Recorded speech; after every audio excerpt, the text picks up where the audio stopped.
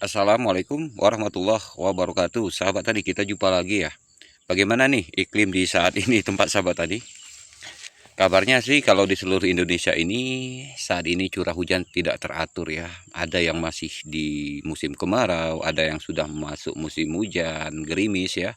Ada juga sudah masuk musim hujan lebat gitu sahabat. Kalau di tempat saya saat ini sahabat, hujannya sih tidak lebat-lebat ya, gerimis-gerimis aja gitu sahabat. Tetapi sudah mulai sering. Udah mulai sering hampir setiap hari. Jadi ini salah satu puji syukur juga ya sahabat tani ya. Untuk menyelamatkan tanaman kopi kita ini dari kegersangan musim kemarau yang sudah sebulan 2 bulan kok tempat kami. Kemungkinan tempat sahabat tani sudah berbulan-bulan kali ya. Bahkan ada sebagian kopinya tuh buahnya pada rontok ya, pada bermatian seperti itu sahabat. Oke baik sahabat tani, di tempat kami saat ini sahabat tani sudah mulai lagi muncul bunga-bunga ya, pembungaan kopi satu persatu gitu sahabat. Tapi itu tadi sahabat, selama cuaca tidak menentu ini sahabat, saya sedikit menceritakan pada sahabat tani ya.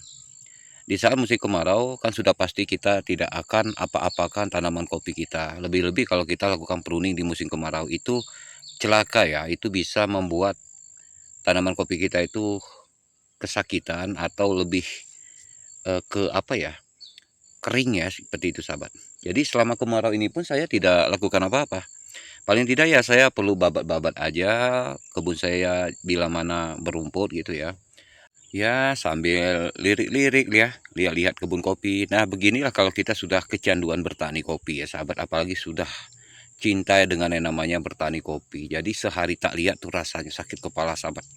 Nah, itu seperti yang kebiasaan saya sahabat, saya kalau sehari tidak kebun, tidak melihat kebun, walau acara apapun ya, mau acara rewang, acara orang meninggal, atau acara apapun itu, bagaimanapun caranya dalam sehari itu saya harus bisa sempat melihat kebun kopi saya meskipun hanya dapat 20 menit. Nah, seperti itulah kalau kita memang jiwanya bertani kopi.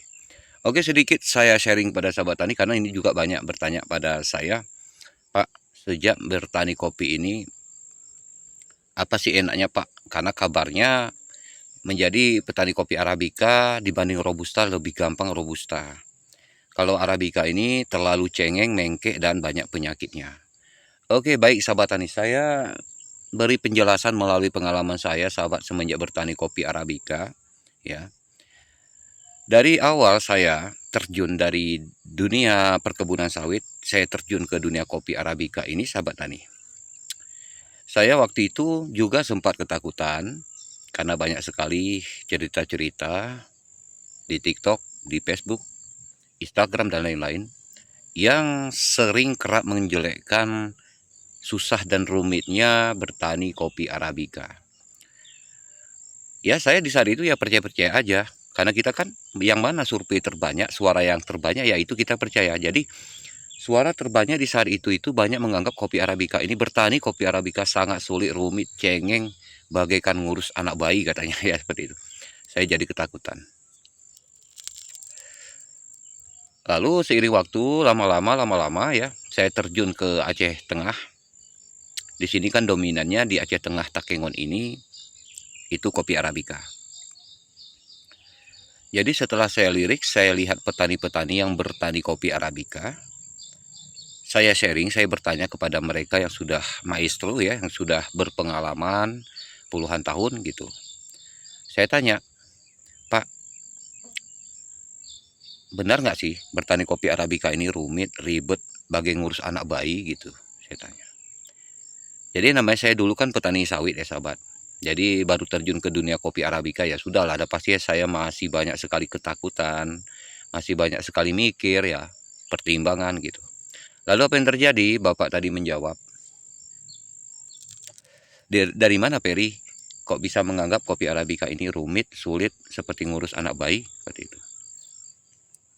Saya dapat sih dari medsos, Pak. Banyak sekali orang yang merasa gagal bertani kopi Arabica. Lebih baik mereka bertani kopi Robusta katanya, seperti itu. Lalu si bapak menjawab, Peri, bertani kopi Arabica itu tidak ada sulit. Dan sama seperti Robusta, tidak ada sulitnya sebenarnya. Kenapa tidak ada sulitnya? Pertama, kopinya jelas sama-sama kopi. Yang berbeda cuma nama ya, tekstur buahnya gitu. Seperti Robusta, Arabica, kan gitu ya, beda nama sahabat. Tetapi kalau dari sistem pengurusan, pruning, pemangkasan itu sama. Kuncinya konsepnya kita harus tahu cabang mana yang harus kita buang dan cabang mana yang harus kita pelihara. Yaitu tadilah yang disebut cabang produksi. Hanya itu saja kita, Peri. Dan yang kedua, menjadi petani kopi Arabica ini bisa dipupuk, bisa tidak, juga nggak masalah. Nah, itu mudahnya, kata Bapak. Bertani kopi Arabica ini dipupuk nggak dipupuk sebenarnya pada dasarnya konsepnya itu ada di pemangkasan. Bukan karena hebat pupuknya. Walaupun kita beli pupuk yang sangat mahal, pupuk handal, pupuk yang tidak bisa dibeli oleh petani rendah kayak saya ini misalnya. Kalau nggak ngerti pruning, sama aja hasilnya jong, sahabat. Contoh, kita beli sekarang nih pupuk NPK yang terkenal ya, yang terkenal mahalnya, NPK Pelangi, Mutiara ya kan gitu ya. Nah, kita taburkan ke tanaman kopi kita, tetapi tanaman kopi kita tidak pernah kita pangkas, tidak pernah kita pruning gitu. Nah, apa yang terjadi? Pupuk yang kita berikan itu akan diserap, dimakan oleh cabang-cabang ranting-ranting tidak berguna itu.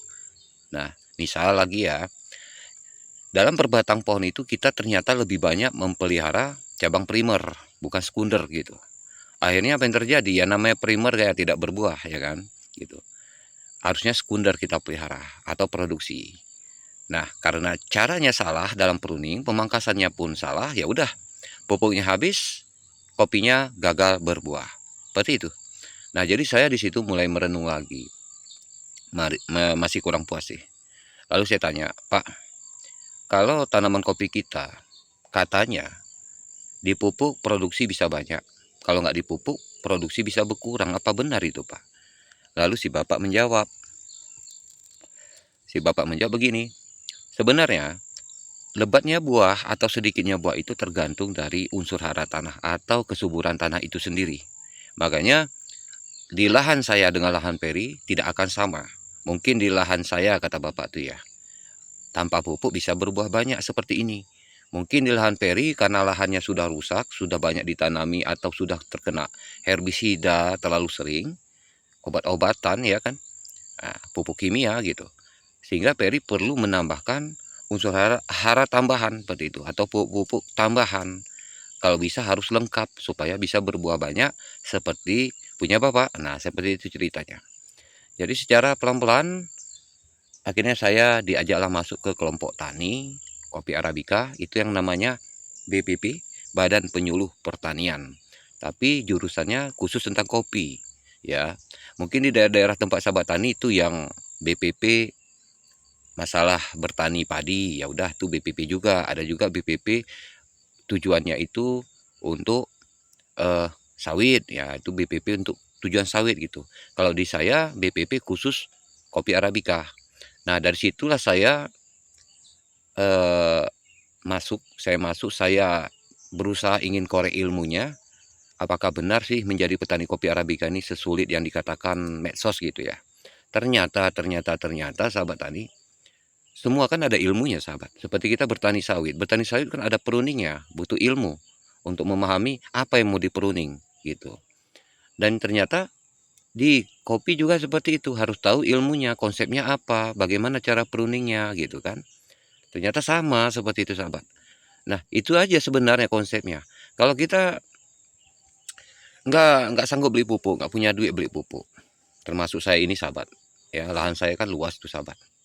Kalau lahan luas, kalau untuk di harga sekarang kita beli pupuk dalam satu sak aja, aduh, ya jebol ya kantong kita sahabat. Ya, tapi di tempat saya sahabat, saya jujur aja, di kebun saya ini tidak semuanya kebun saya ini saya pupuk sahabat, tidak semuanya. Caranya bagaimana? Ya caranya begini sahabat, saya kan punya kebun beberapa tumpuk terpisah-pisah gitu sahabat, ya kan, terpisah-pisah. Jadi dalam tumpukan tanah-tanah lahan saya yang pisah-pisah tadi, saya perhatikan tuh, saya perbandingkan. Kopi ini saya tengok pertumbuhannya bagus tanpa dipupuk, subur gitu, berarti saya tidak saya pupuk. Nah, nanti saya temui lagi misalnya ini ada lahan saya ini gersang, kurang subur, pertumbuhan kopi tidak baik, rusak seperti itu misalnya kan. Ya udah, itu saya berikan pupuk, saya lengkapi gitu. Baik pupuk daun hingga pupuk tanah gitu. Seperti itu aja saya sahabat. Jadi Jangan salah, tanaman kopi ini dipupuk nggak dipupuk tergantung dari kesuburan tanah. Tidak rumit, sahabat, tidak rumit. Tidak seperti tanaman lainnya yang umumnya harus bergantung dengan pupuk. Kalau kopi ini tidak, asal kita tahu konsep pruningnya aja. Makanya selalu saya bilang, nyawa tanaman kopi itu ada di pemangkasan atau pruning. Tidak dipupuk sebenarnya, bukan masalah dipupuk. Boleh sahabat tani yang penasaran silahkan datang ke Tanah Gayo, Aceh Tengah atau Benua Meriah. Coba tanya pada petani kopi Arabica di sini. Tidak semua mereka itu memupuk, sahabat. Memupuk itu hanya segelintir orang, termasuk saya, gitu. Malah kalau saya tengok juga banyak sekali orang yang tanpa memupuk, cukup jago pruning aja, mereka buahnya itu dahsyat. Bisa mengalahkan petani kopi yang memberikan pupuk lengkap gitu. Ya, ini benar saya bilang, sahabat. Silakan Anda main-main, lihatlah ke Tanah Gayo. Mungkin kalau Anda orang Gayo sudah paham itu. Pasti menyetujui apa yang saya katakan, bahwa tidak semua petani kopi di Tanah Gayo ini pakai pupuk. Tidak, mereka cukup tahu aja konsep pruningnya aja sudah mantap itu, sahabat. Nah, jadi sejak saya ikut BPP, ya, Badan Penyuluh Pertanian, khusus kopi Arabica, maka ini saya bagi tempat sahabat tani, yang mana mungkin tempat sahabat tani di sana, di kampungnya atau di daerahnya itu tidak pernah membahas kopi Arabica, atau mungkin masyarakatnya di sana itu memang dominannya bukan kopi Arabica. Nah, karena kebetulan saya dapat ilmunya, jadi saya bagikan aja lah melalui YouTube ini. Dia begini, sahabat tani, untuk sukses bertani kopi Arabica itu, sahabat tani perlu tahu MDPL-nya itu berapa. Yang jelas, MDPL 800 ke atas sampai 1800 atau 2000 itu sangat cocok kopi Arabica. Kalau di bawah 800 itu kopi Arabica sangat kurang suka, sahabat. Apalagi kalau panas berlebih. Makanya kopi Arabica ini membutuhkan yang namanya naungan. Naungan untuk melindungi diri dari sengatnya sinar matahari, seperti itu, sahabat. Yang kedua, ya, setelah sahabat tani mengetahui MDPL, maka masuk yang kedua. Yang kedua, sahabat tani perlu tahu di MDPL sahabat tani itu cocoknya kopi Arabica jenis apa? Apakah itu tim-tim, Ateng Super kah, atau bor-bor? Seperti itu, sahabat tani. Ya, yang ketiga, sahabat tani mesti tahu kunci utamanya yaitu pruning atau pemangkasan. Kalau sahabat tani tahu kunci pemangkasannya, itu sangat gampang, buahnya sangat banyak. Nah, yang keempat, sahabat tani jangan berpikir seolah-olah tanpa dipupuk buahnya sedikit gitu. Enggak, tanpa dipupuk pun buah bisa banyak, asal tahu pemangkasan pruningnya aja. Seperti itu, sahabat. Jadi di medsos itu jangan terlalu ambil kesimpulan, jangan terlalu Anda percaya, kecuali kalau Anda udah coba sendiri. Makanya saya berani bilang, karena saya sudah terjun, coba sendiri setiap hari. Itu tadi kayak saya bilang ya, sahabat. Saya sehari nggak ke kebun kopi, minimal melirik aja saya tidak sempat, dan itu saya sakit kepala. Saya harus lirik, walaupun tidak bekerja, walaupun cuma ngeliat-lihat, hanya 20 menit pun nggak apa-apa deh, gitu. Seperti itu saya, sahabat. Ya, karena ketekunan ini yang utama, sahabat. Bukan karena kita modal banyak. Kalau kita modal banyak tapi kita nggak rajin, nggak tekun, ya sama aja, sahabat. Buang-buang duit, sahabat. Ya, buang-buang duit, sahabat. Itu makanya sahabat tani, pakai tangan Anda, sahabat. Jangan terkecoh dengan yang namanya medsos. Ya, medsos ini kan banyak sekali ya. Banyak sekali ada yang berikan hoax, ada yang beri ketakutan, ada yang memberi positif, ada yang memberikan keyakinan, seperti itu, sahabat. Padahal itu semua kan bergantung pada kita lagi, sahabat. Jadi semenjak itu sampai sekarang saya 13 tahun bertani kopi Arabica, saya merasakan enjoy aja tuh, sahabat. Nggak serumit yang dikatakan oleh medsos ya. Nggak serumit yang dikatakan oleh medsos. Apalagi ada yang bilang lebih enak Robusta daripada Arabica. Betul. Kenapa Robusta lebih enak? Robusta itu tahan di iklim panas. Gitu, sahabat. Ya, tahan di iklim panas, dan satu lagi tahan di iklim dingin, itu Robusta. Tetapi harga jualnya nih, harga jualnya capek ya. Harga jualnya mudah anjlok, sahabat. Nah, ya kan. Lalu kenapa saya memilih Arabica? Saya milih Arabica, ya itu tadi, sahabat. Karena harga bertahan, perawatannya mudah kok. Ada duit ya beli pupuk, nggak ada duit nggak usah beli pupuk. Yang penting tahu aja pruningnya, udah bisa. Tidak serumit apa yang dikatakan orang. Jadi ini untuk sahabat tani yang pemula, yang baru mulai bertani kopi Arabica, ya jangan Anda takut. Jangan Anda percaya dengan hoax, kecuali Anda coba sendiri pakai tangan Anda. ya. Anda coba, Anda nilai, baru Anda bisa bicara.